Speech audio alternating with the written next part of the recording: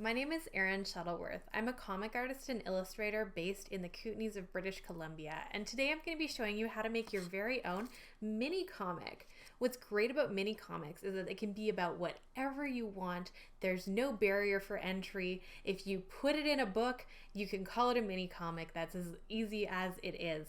So we're going to be walking through with some tools you can find around the house, absolutely nothing fancy, and you will make your very own mini comic that requires no staples, just some clever folding and cutting. All right, welcome to my very fancy table view. So here are a couple of supplies you're going to need to make this mini comic. So I recommend a pencil only for really numbering your pages. It just is a little bit faster and more efficient if you move straight to using a marker. And what's great is that it also makes it really easy to reproduce later on if you want to take this to a photocopier or a print shop and make more copies of your mini comic. Otherwise, you just need to erase your pencil. So either way, just kind of work with whatever you're comfortable with, but I recommend just using the pencil for marking your page numbers. Next, you'll need a fine liner or even a ballpoint pen. Really don't stress out about this if you don't have a micron or a fine liner around the house. Lots of comic artists start out or continue to use ballpoint pens, so do not stress. You do not have to buy anything fancy. Just use whatever you can find around the house. And then an eraser to erase any of the pencil you end up using on your mini comic. And then we will need a pair of scissors just for near the end to cut our paper so that it can fold without needing any staples to turn it into a booklet. And then you also just need a blank piece of paper. So for the paper, I recommend an 8.5 by 11 inch piece of paper, which is just called letter paper. So typical printer paper. What's great about this size is that you can take this to a print shop or to a copier and photocopy it exactly at this size, and then it'll turn perfectly into your comic. So that's the only limitation. If you want to use any other size paper, you are more than welcome.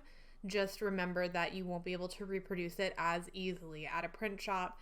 But if you just want to have one copy for yourself, then that's totally fine. You can use whatever size paper you want. So to get started with this, we're going to fold the paper in half.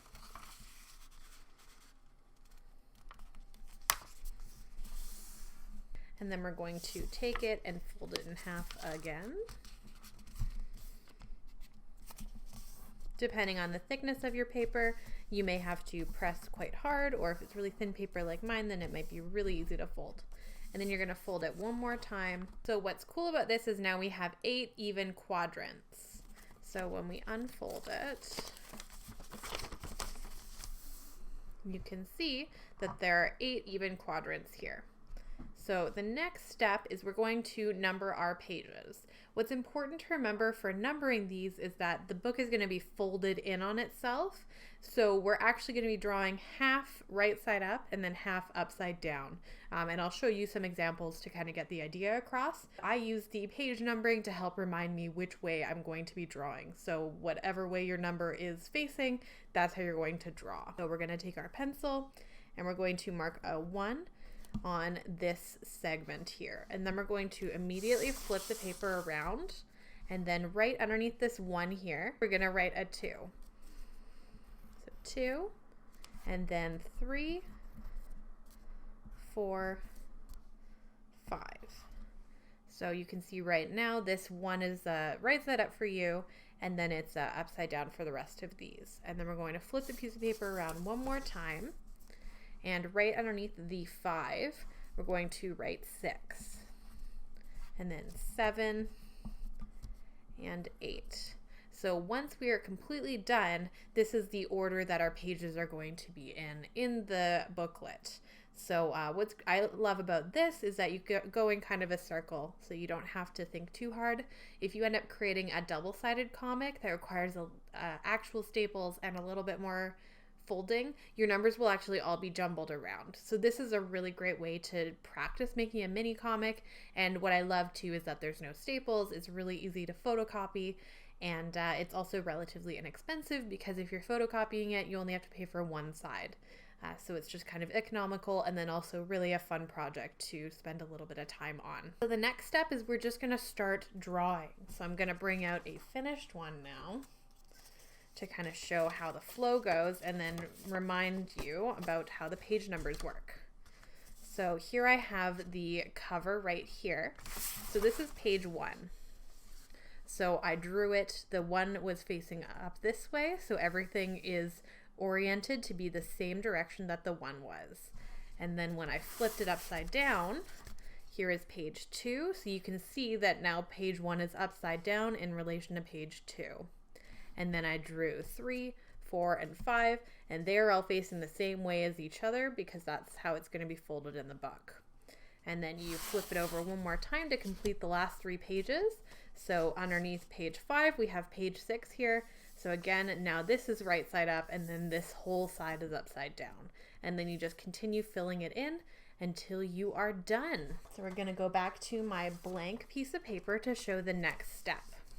So I'm just going to write on page 1, just cover, so that we can keep track of everything. And then if you don't have a defined back, that's just a great way to keep track as well. What I'm going to do is I'm going to fold it in half this way.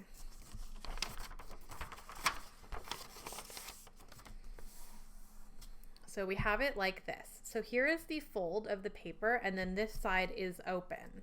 So what we're going to do is take our scissors and cut all the way along until we intersect with these 3 fold lines. So remember, it has to be on the folded side, not the open side, to get it working correctly. So we're gonna take your paper and you're gonna cut. Try to keep it as straight as possible. Again, the charm of these is that they're relatively low tech, so you don't have to be too perfectionistic about it at all. It's all about just having fun and creating something cool. So now you can see I've cut it so that this is flexible. So when I fold it back in, these are going to fold to create these pages.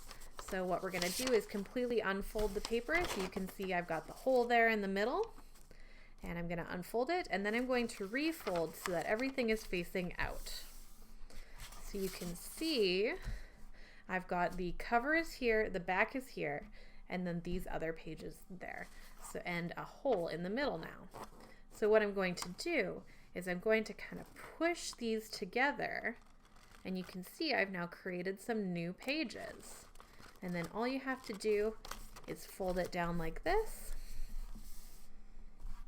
and then try and find your cover. So mine turned out to be just there, so we're just gonna fold it so that the cover is at the front and the back is at the back.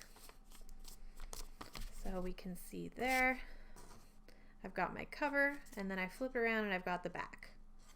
So just to make sure, when you're done, you can go through and just see if all your page numbers line up. Page 2 and 3, 4 and 5, 6 and 7, and then 8. And if you end up not in the right order, don't worry, you just have to try again.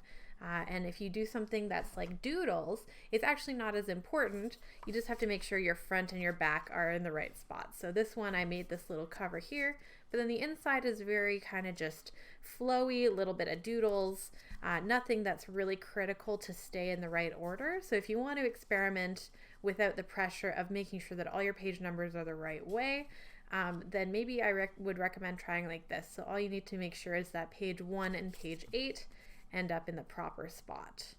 So I'll lay out a couple of comics I've got. So I have how to make a mini comic, doodles and things, and then I also have this little one I did on imposter syndrome, which is really common in artists, but also it can happen to anyone, where you just kind of feel like no matter your qualifications, you just feel like an imposter among your peers. So it's kind of just talking about those emotions. So they can kind of be about anything you want. That's what's great about mini comics. So, you know, I have this kind of stream of consciousness style storytelling here. I have the tutorial on how to make a mini comic. And then I have this kind of more informative mental health and self-help style of storytelling. All right, so I hope that this was helpful and informative to you, and I would love to see any mini comics you end up creating with this tutorial.